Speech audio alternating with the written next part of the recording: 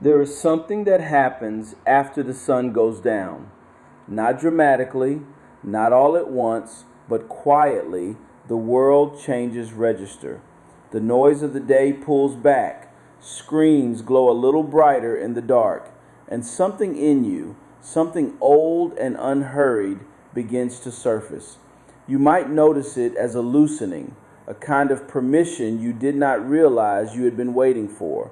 The conversations get softer, the thoughts get longer, and sometimes, lying there in the dark with the rest of the house quiet around you, you feel more like yourself than you have all day.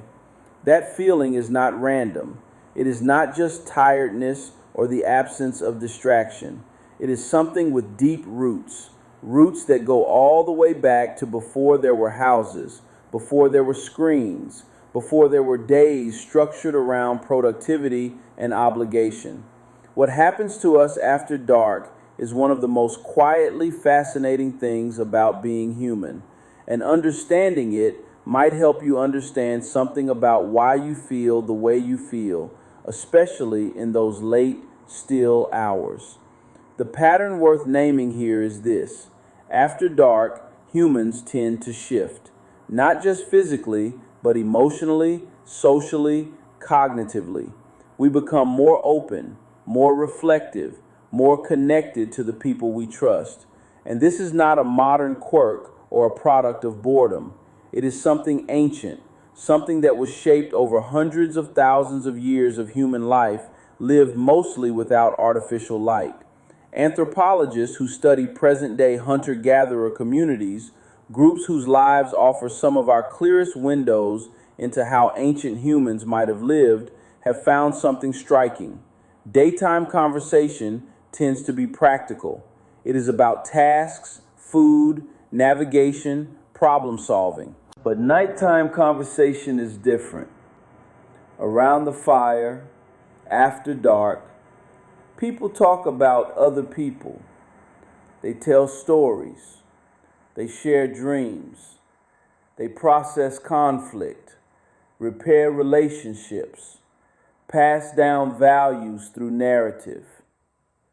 Researchers have described this shift as a kind of social and emotional mode that the night seems to activate. The fire itself mattered, not just for warmth or protection, though it was those things too. Anthropologist Polly Weissner's research with the Junhuansi people of the Kalahari found that firelight conversations were dramatically richer in imagination, storytelling, and emotional content than daytime talk. The fire created a circle, a boundary between the known and the unknown, and inside that circle something opened up. People became more willing to be vulnerable, more willing to reflect. The darkness around them seemed to create a kind of psychological container, a held space. And here is the part that connects directly to you, sitting in your own kind of stillness tonight. Human brains are not the same at midnight as they are at noon. The shift from daylight to darkness triggers real neurological changes. The body begins producing melatonin, which does not just make you sleepy, it also gently lowers the kind of vigilant, goal-directed thinking that dominates the day. The prefrontal cortex, the part of the brain most associated with planning and self-monitoring, begins to ease its grip. And what tends to emerge in that space is something less edited, more emotional, more honest. This is why people often find that their truest conversations happen late at night. It is why someone might say things at midnight that they could not quite find the words for at noon. The inhibitions that help us function socially during the day, the careful presentation, the managed self, they soften, not because we are less ourselves, but because we are more ourselves, closer to the unguarded version that does not always get to speak. People who tend toward anxiety sometimes find this shift unsettling rather than freeing. The same loosening of daytime defenses that allows for depth and connection can also allow worries to surface more fully. Thoughts that were kept at bay by busyness now have room to move. This is not a flaw. It is the same mechanism, just meeting a different inner landscape. The night does not create the worry. It simply removes the noise that was covering it. And then there is the social dimension. Ancient humans after dark were rarely alone. Sleep itself, for most of human history, was communal. People slept in groups, waking and dozing in cycles, tending fires, speaking softly. The modern experience of lying alone in a dark room is, in the span of human history, quite new. Some researchers in sleep science have noted that a lot of what we call insomnia may be partly a mismatch between our ancient expectation of companionship in the dark and the solitude that modern life delivers. That longing you sometimes feel late at night, the pull toward connection, toward someone, is not weakness. It is ancient. It is wired in. What the night used to provide in those circles of firelight was a reliable rhythm of reflection and repair. The day was for doing, the night was for being, for processing what the day had stirred up, for placing yourself in stories larger than your own immediate tasks, for reminding yourself and each other that you were part of something, a community, a lineage, a world that went on past the edges of what you could see.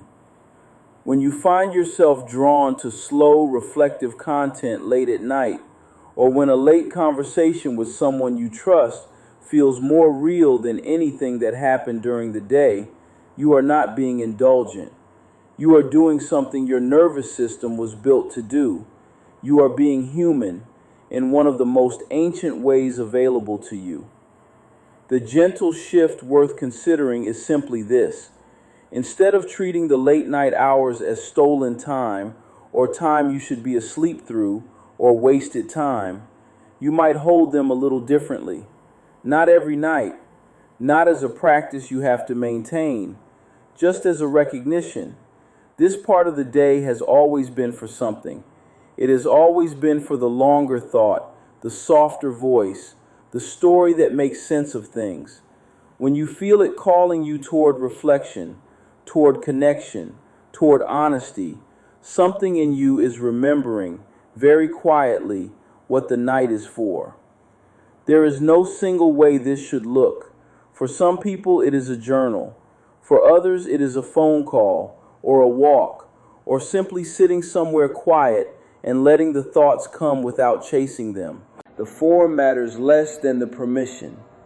Permission to slow down, to let the unguarded version of yourself have a little room, to treat the darkness not as something to push through, but as something that has always held a particular kind of human truth. As always, if anything you explore in these quiet hours touches something tender or heavy, please know that this kind of content is meant as gentle reflection, not as a substitute for the support of a therapist or counselor who can walk alongside you properly. The ancient humans who sat around their fires after dark were not just surviving. They were doing something we still do in our quieter moments without quite knowing why. They were using the night to become more fully themselves together. And in some small way, every time you let the day settle and allow the longer, softer thoughts to arrive, you are sitting at that fire too. If something in this felt true to you, there is a free reflection worksheet linked below. Just a few quiet questions to sit with at your own pace. And if this is the kind of company you want more of, subscribing means the next one will find its way to you. Take care of yourself tonight.